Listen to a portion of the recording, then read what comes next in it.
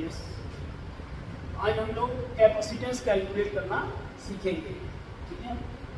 तो हम लोगों ने इससे पहले स्टडी किया था C equal to Q by V, है ना। C equal to Q by V, charge upon voltage का रेशियो क्या होता है, कैपेसिटेंस होता है, यही बताया था मैंने।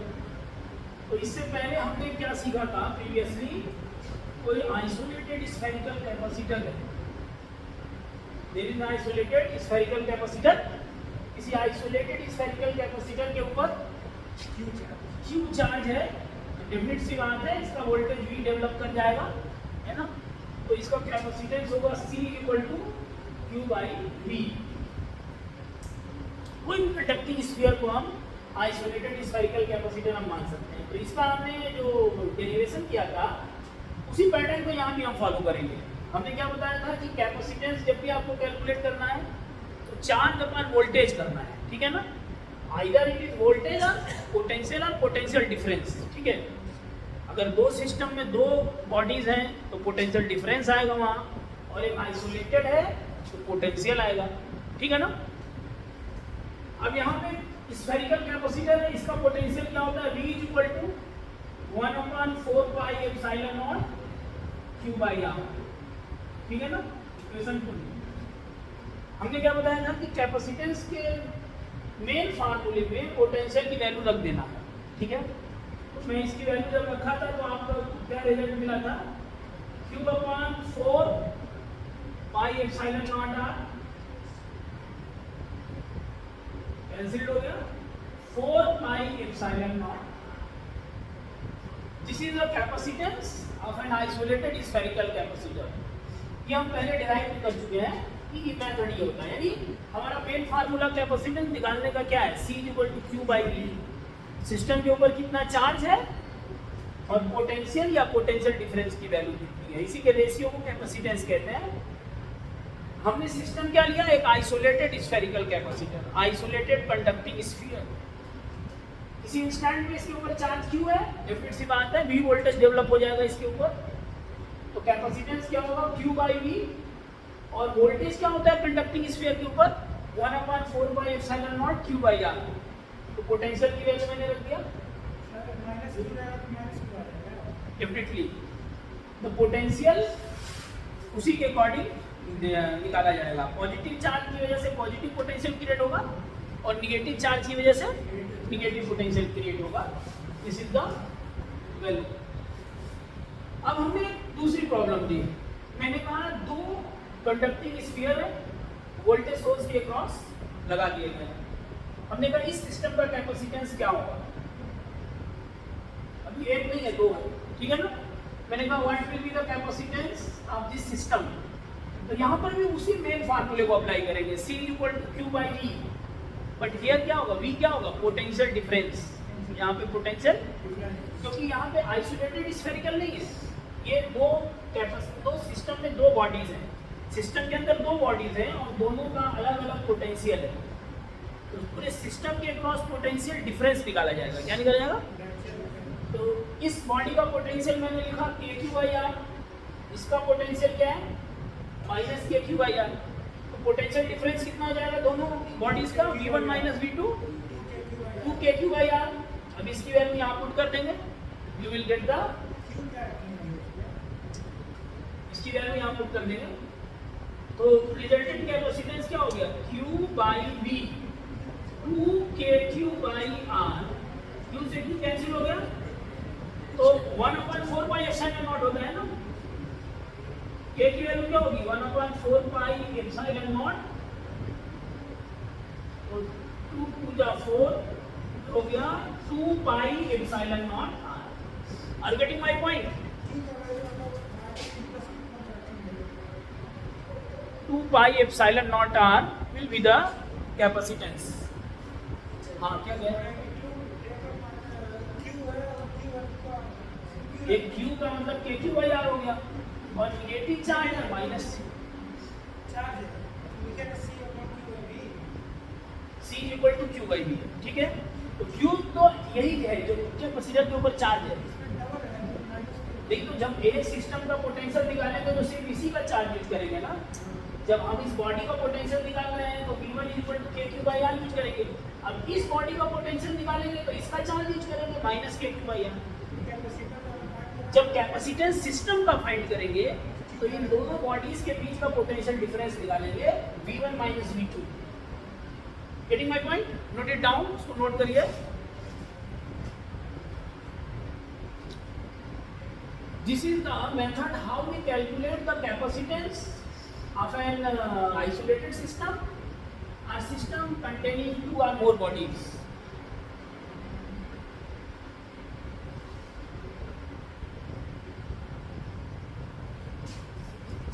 ये बात समझ में आ रही है?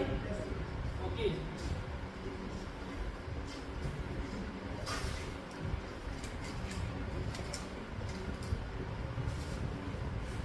चलिए एक क्वेश्चन और करिए। एक क्वेश्चन और करिए। ठीक है, find the capacitance of the given capacitor. Find the capacitance of the given capacitor.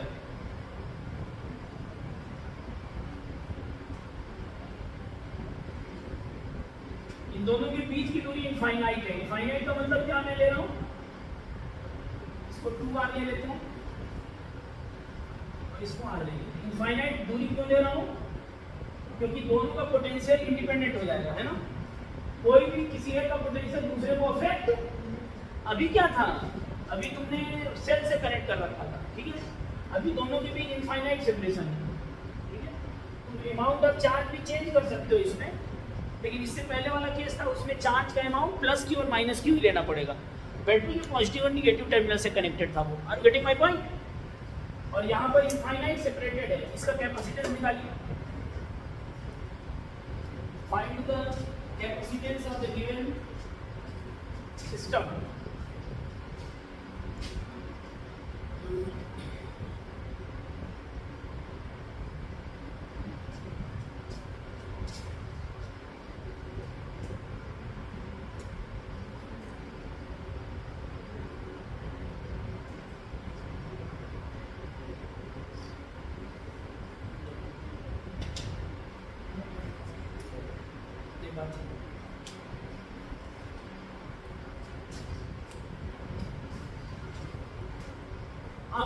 आपको उसी कॉन्सेप्ट को अप्लाई करना है तो इससे पहले आपने अप्लाई किया है ना। C इक्वल टू क्या होगा, Q upon V, equation 1।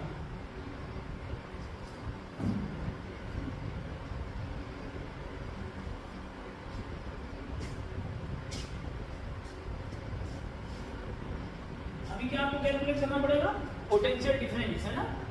System के क्रॉस पोटेंशियल डिफरेंस। तो डेफिनेट सी बात है, अगर इसका पोटेंशियल V1 मान लिया जाए और इसका पोटेंशियल V2 मान लिया जाए तो what will be the value of V1? V1 की वैल्यू क्या होगी, Q by 2R। Good. Minus, चलो V1 को रहने दो, V2 निकाल लो। V2 की वैल्यू क्या होगी,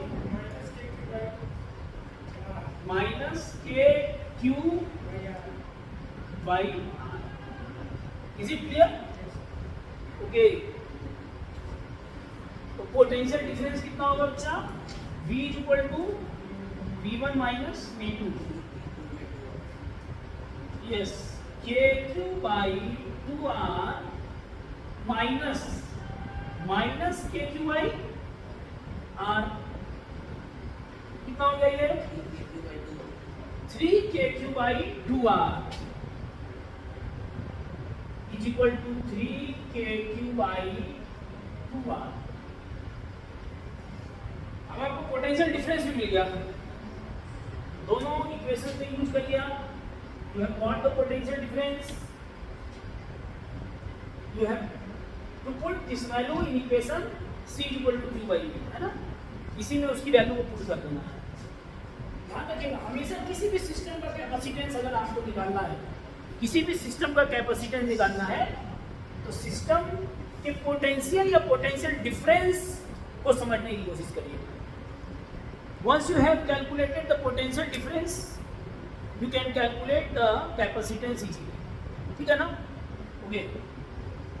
तो इसका सिस्टम का कैपेसिटेंस क्या बन रहा है, C equal to Q by equation first and second, C equal to Q by V, V की वैल्यू क्या है 3KQ by 2R। Getting my point? K की वैल्यू क्या होगी 1/4 पाई एप्सिलॉन नॉट, ये Q से Q कैंसिल हो गया, 8 pi epsilon naught R by 3। Are you getting my point? So this is the capacitance method to calculate the capacitance of different systems.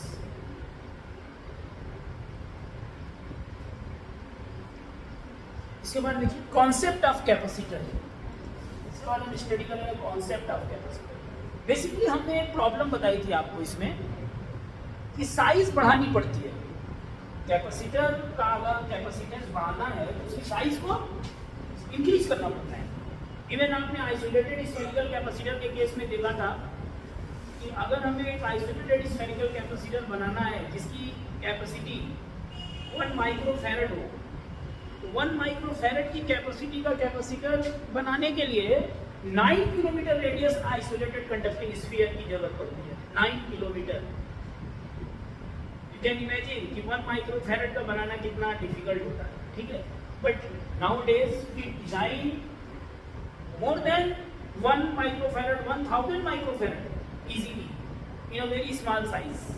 बहुत छोटे से साइज में हम माइक्रोफैरड 1000 माइक्रोफैरड के भी कैपेसिटेंस बहुत आसानी से बना सकते हैं।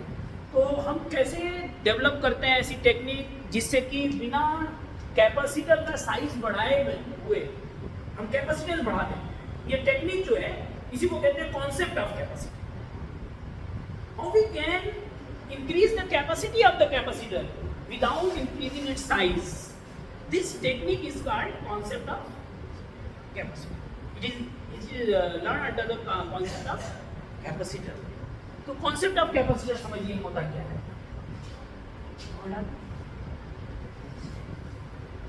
कॉन्सेप्ट ऑफ कैपेसिटर होता क्या है, राइट अंडरस्टैंड। हम बिना किसी कैपेसिटर का साइज बढ़ाए हम उसकी कैपेसिटी कैसे बढ़ा सकते हैं, है ना। तो सपोज करिए कि आपके पास एक सिस्टम है, ये सिस्टम, इसके अंदर एक कोई कैपेसिटर रखा हुआ है और इस कैपेसिटर का के ऊपर कोई चार्ज क्यू है, ठीक है ना। डिफरेंट सी बात है, इसका वोल्टेज भी होगा, तो आपका इसकी कैपेसिटी क्या बोलेंगे, C equal to Q by V, isn't it. अब आपके पास मैंने कहा कि एक दूसरा सिस्टम मैंने दिया आपको मैंने एक दूसरा सिस्टम दिया, उसमें मैंने कुछ किया नहीं, जो पहले रखा हुआ था उसी के पास एक Q चार्ज था, जो रखा हुआ था उसी के पास मैंने एक दूसरा कंडक्टर रख दिया, ये सिर्फ पॉजिटिवली चार्ज था, मतलब इस पे क्या पॉजिटिव चार्ज एक्यूमुलेटेड था और इस यहाँ पे पॉजिटिव चार्ज है। I am getting my point. और मैंने उसी के साइड में एक निगेटिव चार्ज बॉडी रख दिया, ध्यान दीजिएगा। अब आप इसका डेफिनेट सी बात है, चार्ज वही है अभी, लेकिन पोटेंशियल की वैल्यू क्या है, चेंज हो जाएगी। तो डेफिनेट सी बात है कैपेसिटेंस C डैश हो जाएगा charge Q upon V dash. अब एक बात बताइए, ये एक सिस्टम है आपका और ये एक सिस्टम, दो सिस्टम है। यहाँ कैपेसिटेंस की वैल्यू Q बाई V आ रही है, यहाँ कैपेसिटेंस की value Q by V dash आ रही है। आप बता सकते हैं V डैश और V में बड़ा कौन होगा? V definitely it is developed only by positive charge.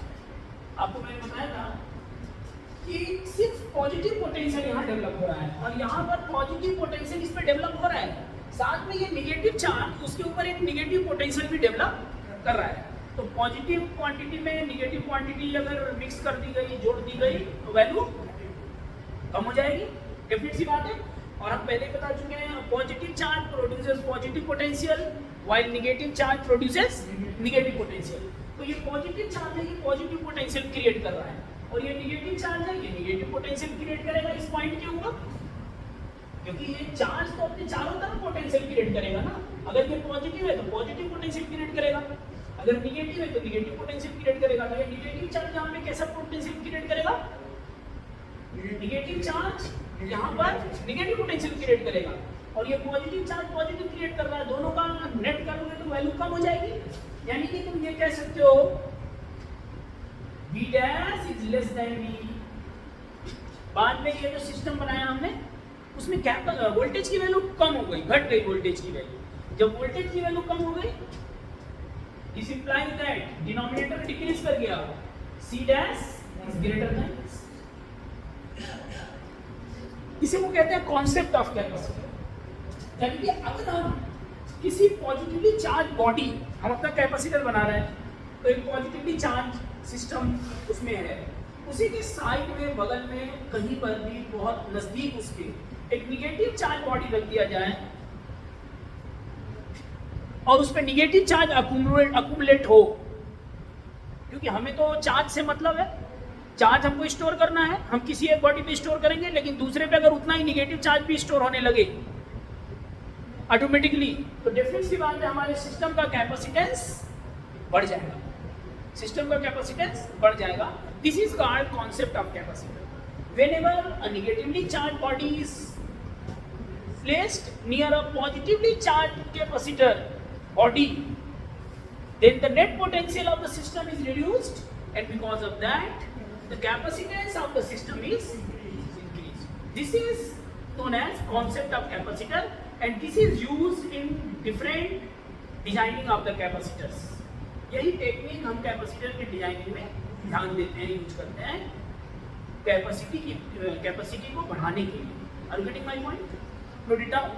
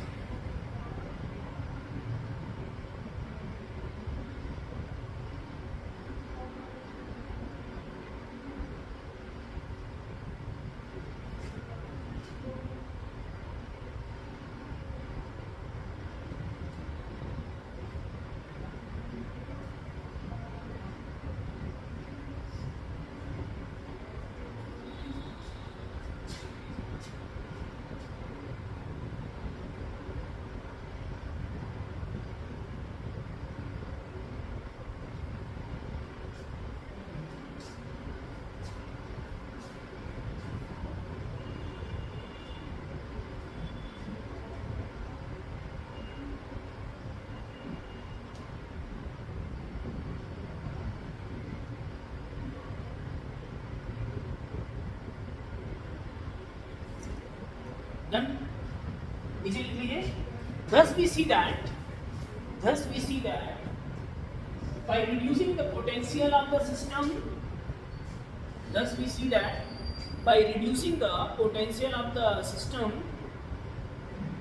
capacitance is increased. Potential of the system, capacitance is increased. Capacitance की वैल्यू बढ़ जाती है।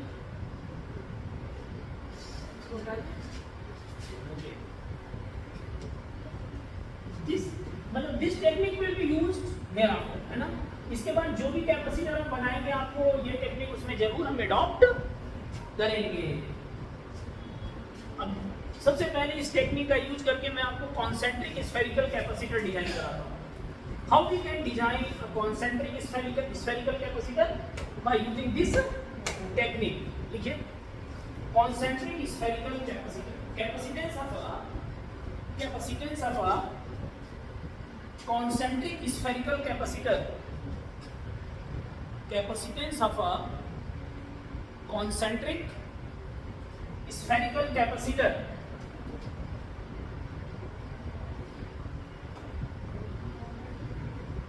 Concentric center एक ही होगा, सेंटर एक होगा। अब सपोज करिए इसके दो टर्मिनल होंगे, एक टर्मिनल यहां से अटैच होगा, एक बाहर से अटैच होगा। टर्मिनल की बात नहीं करना है। जब भी आप इस पे चार्ज देंगे, सपोज आपने कोई चार्ज दिया इनर पे, तो इंड्यूस चार्ज हो जाएगा, चार्ज यहाँ इंड्यूस हो जाएगा, निगेटिव चार्ज इंड्यूस हो जाएगा। Are getting my point? और इसके बाहर कैसा चार्ज इंड्यूस हो जाएगा? Positive charge will be induced at the outer surface of the sphere. ऐसा होता ही नहीं होता है, बता चुका हूं मैं। आपने जो भी चार्ज दिया यही चार्ज बाहर आने की कोशिश करता है। कैविटी के अंदर या इनसाइड सेल के अंदर कोई भी चार्ज आप देते हैं तो वो कहाँ पे फाइनली अपीयर होता है? हाँ, सरफेस में। Charge can not reside inside the cavity, cavity के अंदर वो रुका नहीं रहेगा। तो मान लीजिए कि आपने क्यू चार्ज इस पे दिया, तो ये आप देख रहे हैं कि माइनस क्यू चार्ज यहाँ क्रिएट हो गया और प्लस क्यू चार्ज बाहर क्रिएट हो गया, यानी यही क्यू चार्ज बाहर आ गया इंडक्शन से, क्योंकि this surface is very near to the inner sphere. तो इंडक्शन से क्यू ने माइनस क्यू क्रिएट किया और minus Q finally opposite surface पे प्लस क्यू हो गया। In conservation of charge, charge conserve होता है ना। अभी भी सिस्टम पे क्यू चार्ज ही है, आपने इनर सरफेस को क्यू चार्ज दिया था, ये डिस्ट्रीब्यूशन हुआ, लेकिन अभी भी पूरे सिस्टम पे कितना चार्ज है? क्यू चार्ज ही है। क्यों? क्योंकि माइनस क्यू प्लस क्यू 0 हो जाएगा और आपका ये क्यू चार्ज बचेगा, या क्यू माइनस क्यू कैंसिल हो जाएगा और ये क्यू चार्ज बचेगा। Conservation of charge is followed here. Only induction की वजह से ये चार्ज ट्रांसफर हो गया है सरफेस पे, ठीक है ना।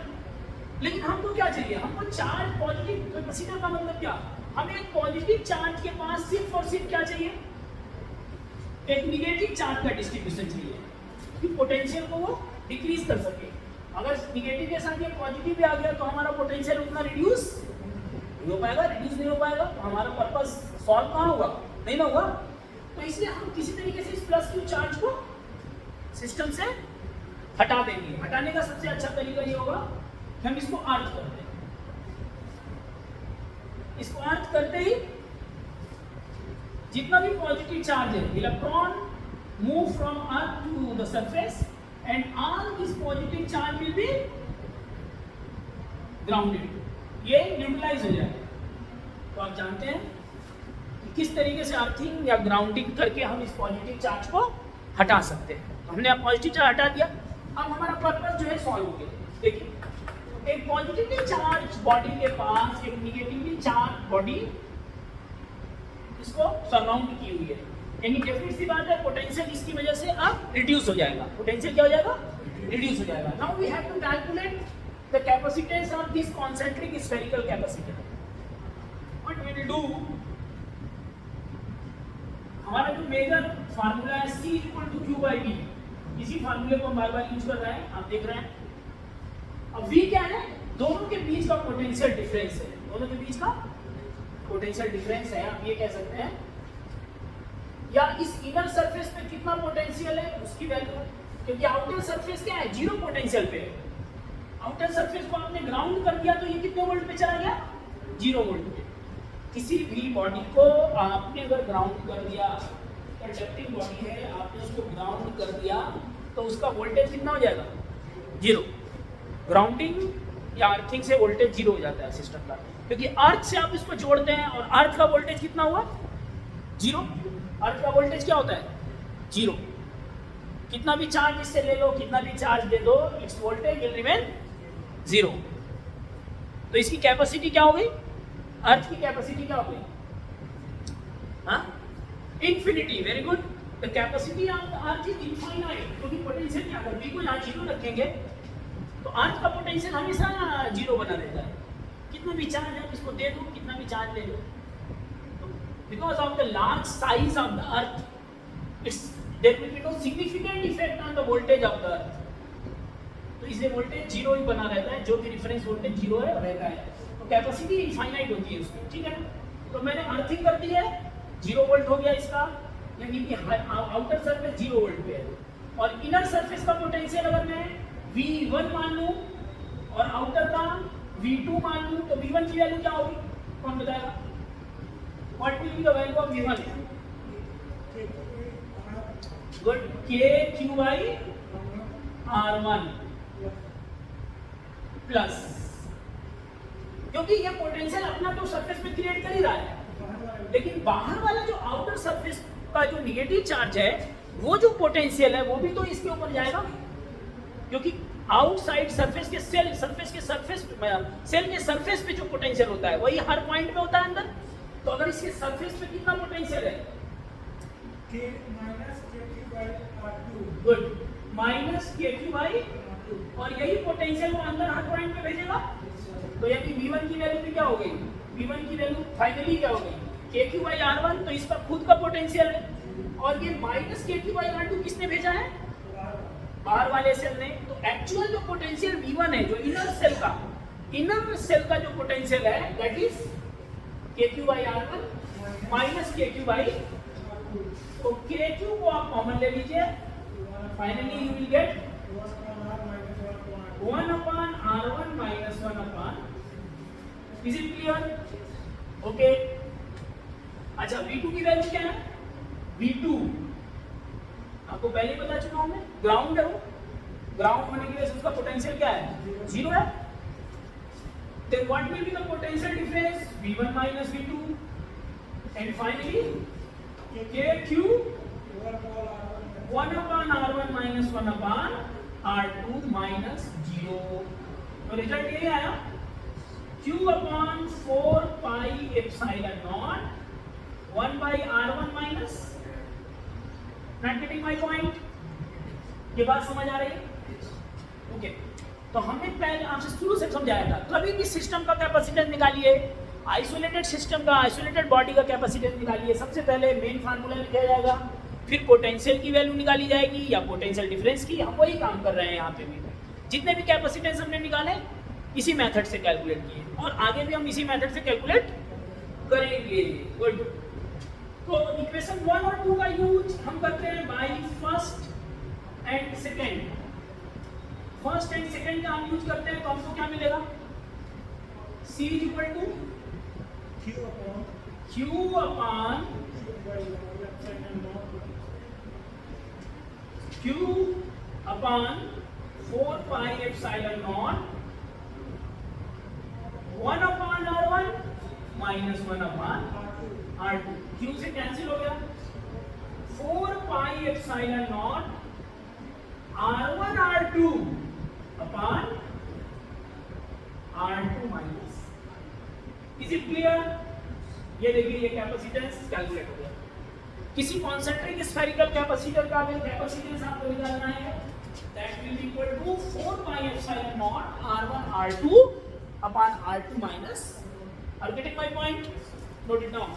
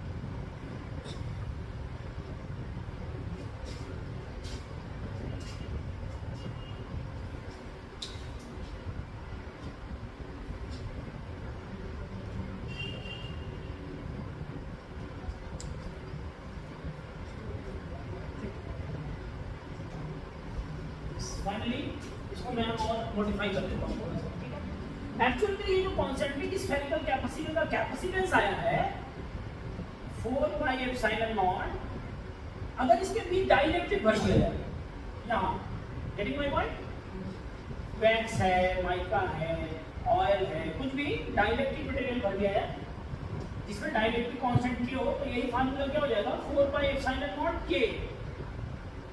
r1 r2 upon r2 minus, getting my point? Any capacitance will increase k times, capacitance will be increased k times, capacitance के टाइम बढ़ जाएगा, इंक्रीज हो जाएगा। अगर मैं लास्ट में यहाँ पर मैं ये कह रहा था कि इसमें एक ड्रिल मार के इसी में डाल दूँ ऑयल, बंद कर दूँ, तो ये पूरा सिस्टम के अंदर जो ऑयल फील्ड हो जाएगा ना दोनों कॉन्सेंट्रिक स्फीयर्स के बीच, तो इसका जो कैपेसिटेंस होगा वो मीडियम चेंज होने की वजह से k टाइम्स हो जाएगा, यानी कि मीडियम के अंदर कैपेसिटेंस की वैल्यू k टाइम्स इंक्रीज कर देगी। वैसे वैक्यूम में 4 pi epsilon nought r1 r2 अपन r2 माइनस r1 है, और मीडियम में क्या होगा 4 pi epsilon nought k r1 r2 upon r2 minus r1। Is it clear? Okay, one thing very important again, actual में कॉन्सेंट्रिक स्फेरिकल कैपेसिटर आइसोलेटेड का ही एक case है, या तुम कह सकते हो आइसोलेटेड कॉन्सेंट्रिक स्फेरिकल कैपेसिटर का ये केस है। जो आइसोलेटेड तुमने इससे पहले स्टडी किया है, कैसे मैं दिखाता हूँ, 4 by epsilon naught, it can be also written as 1 by r1 minus 1 by r2। अगर मैं इसमें r2 को इनफाइनाइट कर दूं, देखो अगर r2 को इफ दिखाई नहीं दे रहा है, एक मैं ठीक है, अगर मैं इसमें r2 को इनफाइनाइट रख दूं, r2 की value if if R2 is infinite, मतलब एक ऐसा इमेजिनेशन मैं करूं कि दूसरा जो स्फीयर है वो इनफाइनाइट पे है, एट इंफिनिटी पे है, तो उस केस में R2 की वैल्यू क्या हो जाएगी? अगर आइसोलेटेड है तो आइसोलेटेड में मैं इमेजिन कर सकता हूँ दूसरा सेल कहाँ है, दूसरा सेल कहाँ है, इनफाइनाइट पे है, आई कैन, तो R2 हाँ इट विल बिकम 0, तो C इक्वल टू क्या हो जाएगा 4 पाई एप्सिलॉन नॉट r1, फिर वही आ गया आइसोलेटेड वाला केस, यानी isolated spherical capacitor is a particular case of concentric spherical capacitor. Concentric spherical capacitor का ये केस है वो जिसमें हम सेकेंड रेडियस जो स्फीयर का है वो कहाँ मानते हैं, इंफिनिटी पे मान रहे हैं। Are getting my point? तो this was the concept of capacitor and a designing of concentric spherical capacitor on the basis of concept of capacitor. Concept of capacitor के बेसिस पे ही इसको डिजाइन किया मैंने, and I have calculated the capacitance 4 pi epsilon nought r1 r2 r2 minus r1, in dielectric 4 pi epsilon nought k r1 r2 r2 minus r1, and it is the general case for a particular case of isolated spherical capacitor. Have you got the point? Okay.